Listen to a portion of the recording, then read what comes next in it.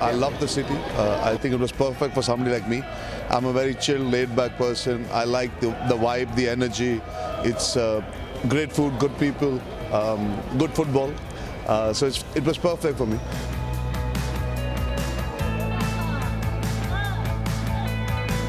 This city lives and eats and breathes La Liga. I mean, I'm a big football lover. They have to come and watch this derby. It's mesmerizing.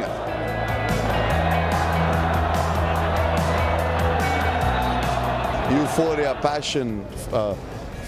It's like a feeling of family emotion, and I guess that's what the club stands for. That's what La Liga stands for, it's passionate football, and I think today I've got a first-hand experience of it.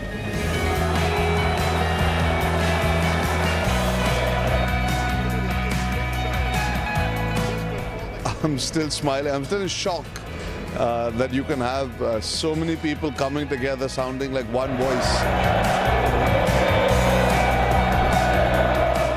The next time I come along with the La Liga, I would like to go, Valencia is interesting.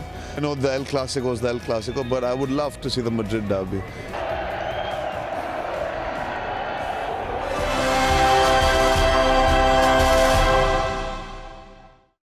Arjun, what have you made of this trip? How's your trip to Sevilla been?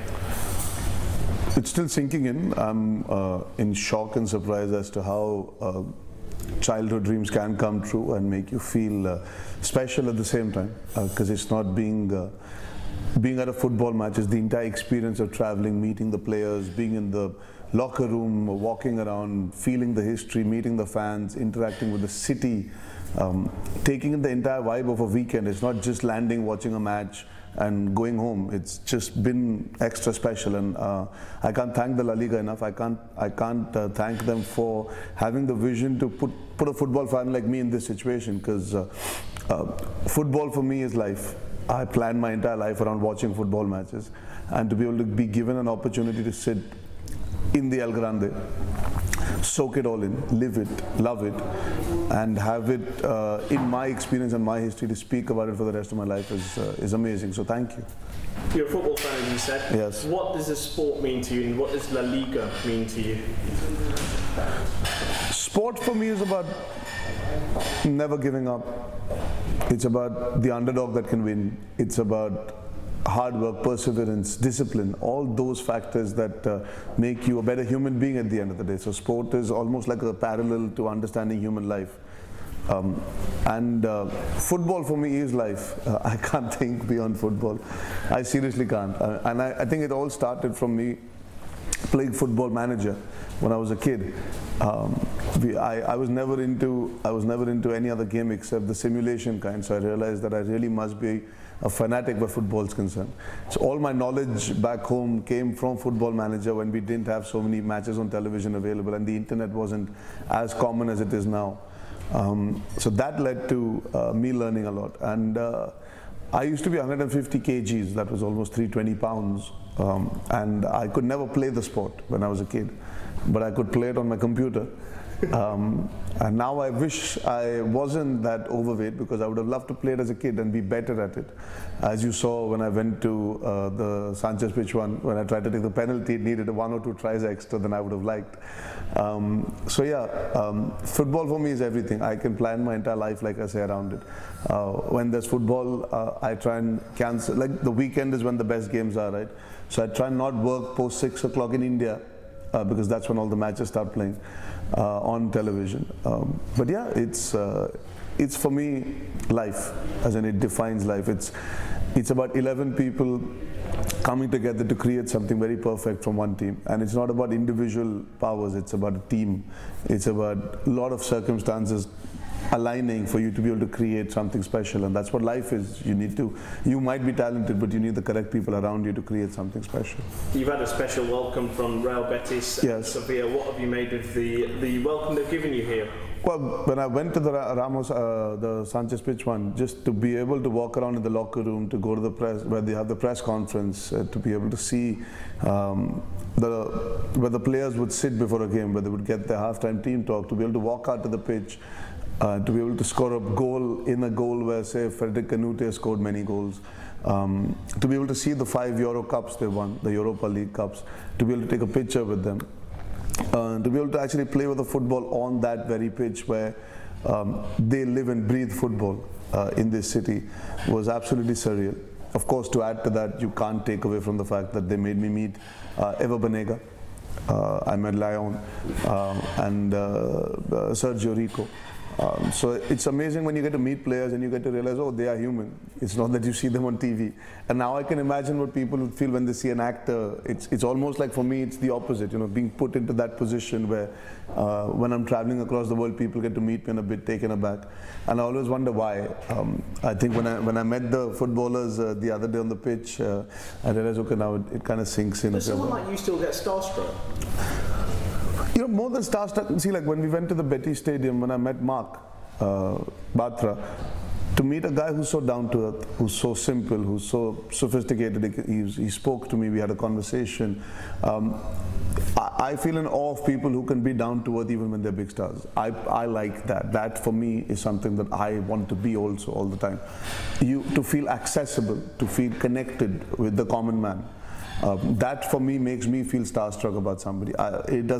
Success is not the only thing that makes me starstruck. It's the way you conduct yourself when you're successful. So I guess when you meet a guy like Mark, how he was, and the interaction we had, I feel, okay, this is a guy I really admire, and he's somebody special.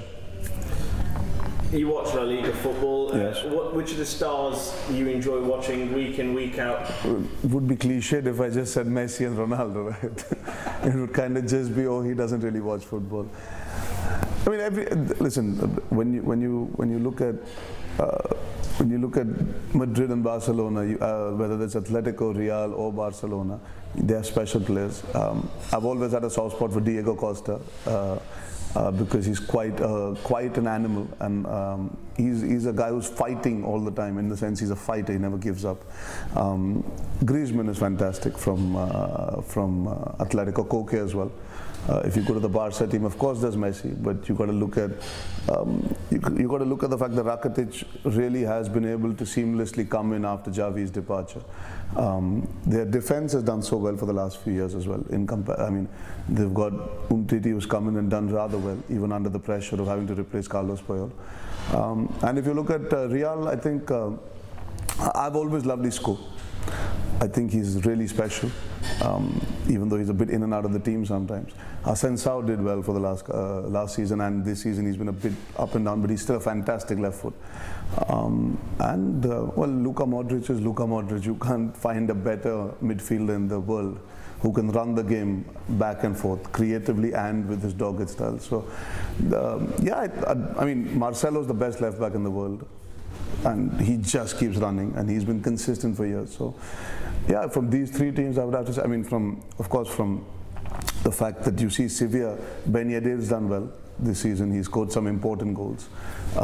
In Betis, you have Baratra, and that's why I was really happy meeting him as well. He's been so important for them, making sure they qualify for Europa. So Valencia has some really interesting players coming in as well. The younger players that have stepped in this season have really changed it up. So I think it's an exciting time for La Liga in terms of all the teams having stars coming in. You're involved in Pune, of course, yes. In the Indian Super League. What have you made of the growth of football in the country? You know, it's ironical for a country of 1 billion people, we've still not found the perfect football team, but that's primarily, I think, been down to infrastructure, education. You need to learn the sport before you pursue it as well. It's very easy to play the sport because it's the cheapest sport in the world. All you need is a ball. And I know kids play it in the country, it's not that they don't. But there's been nothing to take them beyond the street football or just fooling around with the ball. There's been nothing like that. So ISL coming in actually has allowed kids to start watching football with an Indian connect. And by that I don't mean the bigger cities, I'm talking about the smaller towns as well. Because they really feel, okay, if this boy from a small town can play football, become a star, be on TV, earn money, enjoy himself, why can't I? So then they pursue it as a sport. They want to learn more, they want to grow more. That's when they want to get educated. They want to play with the ball, they want to get better with the ball. It's been only 4 years, and it's still very early. The reason I became part of the ISL is because I truly believe we need to find one special talent in this country, that is India. And the moment we actually crack that, the moment we have, like how China got Yao Ming for basketball and it changed the dynamics, I truly feel the moment we get our Yao Ming, or like if we get our Mo Salah eventually, it might not be today, it might take 10 years, it might take 15. But the day you get that, a country of 1 billion will suddenly become a force to reckon with in terms of kids wanting to play the sport more often. And what have you made of La Liga's strides in India? 17,000 attended a El Clasico screening in December, plenty of grassroots initiatives. What have you made of their contribution to football in India? Listen, for me, what's important is the fact that La Liga realizes India is such an important market in terms of, because we are football fanatics. At least in the bigger cities, you can make out and by football I mean La Liga fanatics, in the sense the El Clasico I think rates higher than any other match in the world any which ways, and India is no exception to that. To be able to create a ground event is very difficult in India, to be able to get people to come out, because Indians look for value for money, value for time, value for them actually liking you or wanting to connect with you. And for the fact that I think it was really well organized, whatever little I know of it and I've seen of it, it was really well organized. It was like a rock concert, and India always appreciates a good rock concert. La Liga is very deeply embedded in the country now, I feel, because I mean, if you have somebody like me coming in over here to watch Sevilla versus Real Betis, you know that they're making major strides in making sure that India becomes a relevant and important market for the La Liga, because there is an appetite for football. It's just a matter of getting it out there the right way. And I think La Liga is going about it the right way, connecting at grassroots and connecting with the celebrities. Is it one day a dream to have a La Liga team play a match in India, potentially against your team, Pune? Yeah, that would be exciting. We have a very nice stadium, the Balewadi Stadium in Pune. I would love that, and honestly, you know, it doesn't have to be a dream that's not going to be possible. Because the reality is, when you see value in a place, teams would like to come there to generate more eyeballs, more connect, and more fan base, because eventually that's what football is about. Having the bigger the fan base, the bigger the team, the more supported it is. It's pretty simple. And in a population of 1 billion, I think you can do with some fan base. What message would you give to the fan from India who might want to make a similar trip to Spain to watch a La Liga match in the future? Firstly, I would recommend coming to Sevilla. I've loved it. It's an amazing town, beautiful, quaint. I know Madrid and Barcelona are the ones that get spoken about the most when you come to Spain, but if you have to choose another part of the country that you must visit, I've loved Sevilla. I love the calmness of it. It's got something very nice about it. Yeah, I think it's important. If you come to Spain, you have to watch a bit of football, because I think that's part of people's blood. So if you're coming to Spain, you must get in here and watch a game of La Liga. It is worth it, because I've seen the new camp before. I've watched a game that this time I'm going to getting to see 2 stadiums this time, and I can safely say people love their football. The atmosphere is amazing. The weather is great, and the people are great, because they want to watch good football. And that always matters. When you feel safe in an environment to come to watch a global event, when you have 40, 50,000 people, the amount of security I see, the amount of people who are there to help you I see, it makes it all the more possible that you can practically dream of coming here and having a good time rather than being worried or bothered. So it's definitely something that was on my bucket list. And now it's off it, but I'm going to be watching many more matches. Final 2 questions. You're a busy man. What have you been up to at the moment? What can the fans look forward to in the coming weeks and months? Well, I've completed a film that's releasing in August called Sandeep or Pinky Farrar. That's produced by Yash Raj and that's directed by Dibakar Banerjee. He's a fantastic director. I'm also doing a film called Namaste England. I'm going to be shooting for that right now. It's being shot as we speak, so I'm going to be going to London from here to continue shooting it. After which I'm doing a film called India's Most Wanted, that's based on a true story about the capture of one of the most dreaded terrorists in our country, the unsung heroes of it. So sort of how like Argo and Munich were as films. And then I'm doing a historical about the 3rd Battle of Panipat. That was the bloodiest battle that took place in our country. So yeah, light. Just 4 films at the same time. Final question then. What are the memories you'll take away from this trip? I think the hospitality, the love and affection, the fact that I felt like I'm part of Spain. I didn't feel like an Indian coming to Spain, and I think that's very important for people coming from another culture to be welcomed and feel like they're part of the culture here for an experience in, and it's only been what, It'll be about 72 hours, but I really feel comfortable because each and every person I've met has made me feel like I'm at home, and that matters. And I think that's where the mentality of the Spanish and the Indian people does merge. It's a very, very, very warm and open-hearted country, and I think that's what's surprised me and made me smile the most.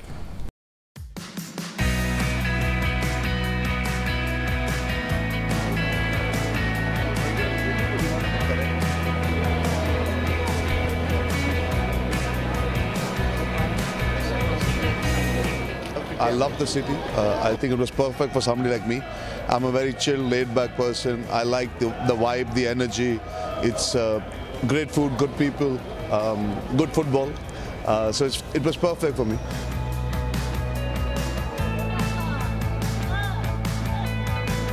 This city lives and eats and breathes La Liga. I mean, I'm a big football lover. They have to come and watch this derby. It's mesmerizing.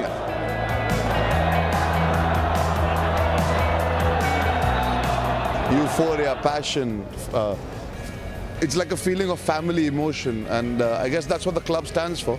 That's what La Liga stands for, it's passionate football, and I think today I've got a first-hand experience of it.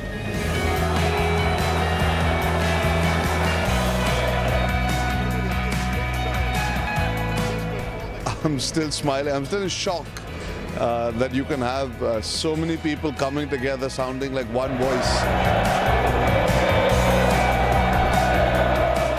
The next time I come along with the La Liga, I would like to go, Valencia is interesting.